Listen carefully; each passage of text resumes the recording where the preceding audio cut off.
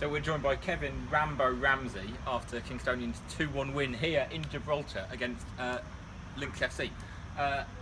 Kevin, obviously, like for fans, it's been a bit of a last-minute trip this, and kind of not really knowing what's going on. What was the intention behind bringing the players here, and what were you hoping to get out of the game today? Well, basically, we wanted to bring a side over which was going to be reminiscent of our first 11 to actually start the actual season.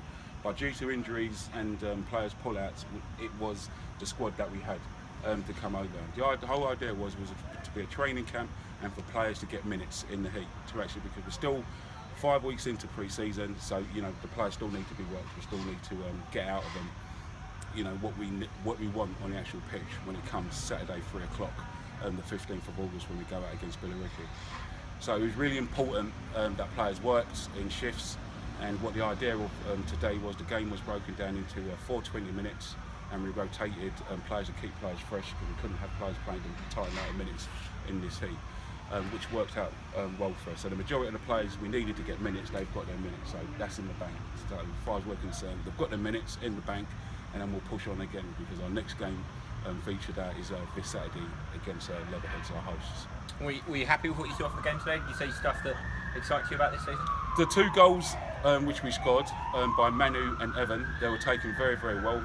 And what comes to mind, how they took their goals, was cool, calm and collected when they were in the last third in the 18 box. They waited for the goalkeeper to make a move before they actually put the ball behind. So that was pleasing to see with those 2 boys. And incidentally, Manu, who played on the right, and Evan, who played on the left, both goals were scored by wingers.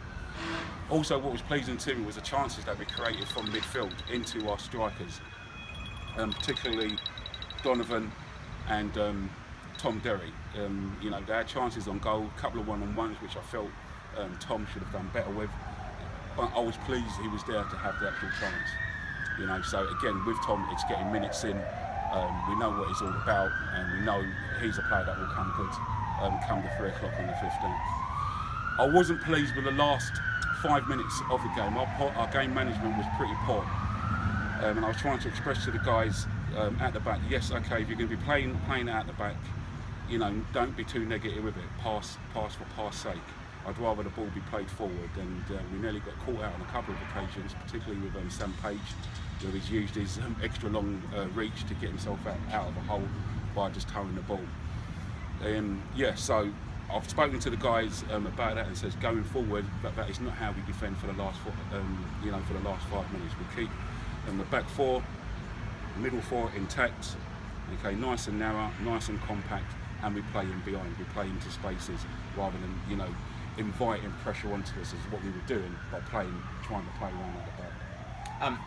Obviously, you're doing the interview today. Craig's not here. Do you want to let people know why Craig hasn't travelled with us? Yeah, I'm standing in for Craig today, just on the basis that a few weeks ago he was taken ill back home in London after a game on a Tuesday night, where he suffered a nosebleed, which was constant and just wouldn't stop.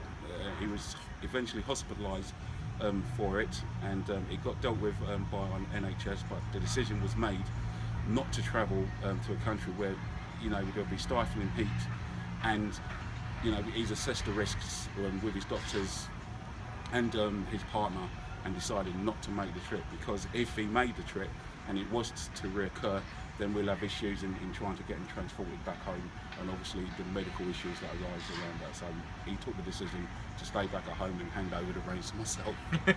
And obviously, we obviously hope that Craig gets better soon, and presumably he's desperate for that first game of the season. Absolutely.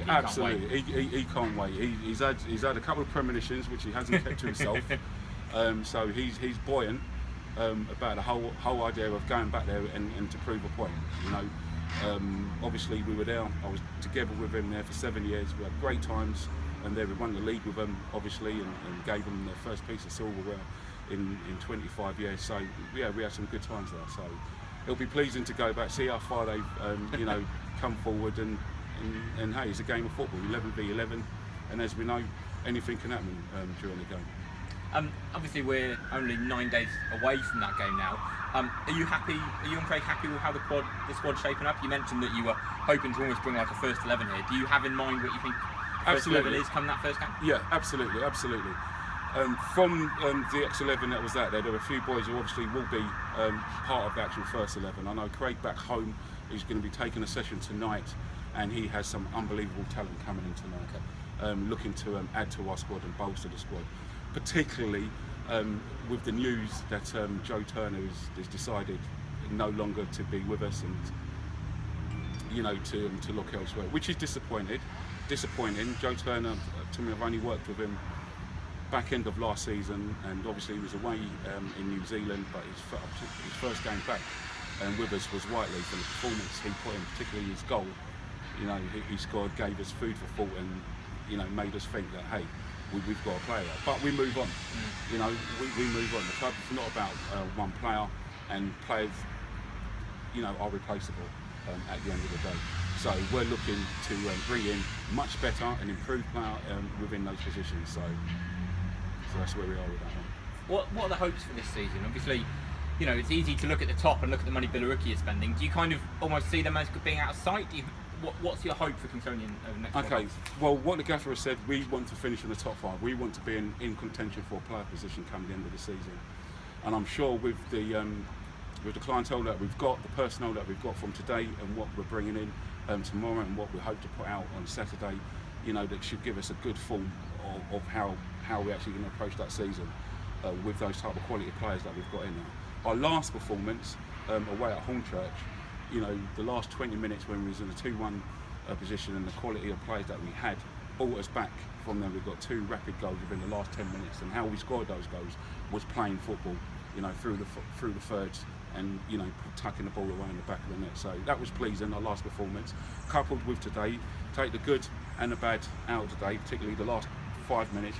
Forget about the last 5 minutes, but the chances that we created out there on the pitch, and some of the boys are really playing for their shirts, because I put it on them in the talk, like, this is some of you a last opportunity to get into my head, so I can go back to the gaffer.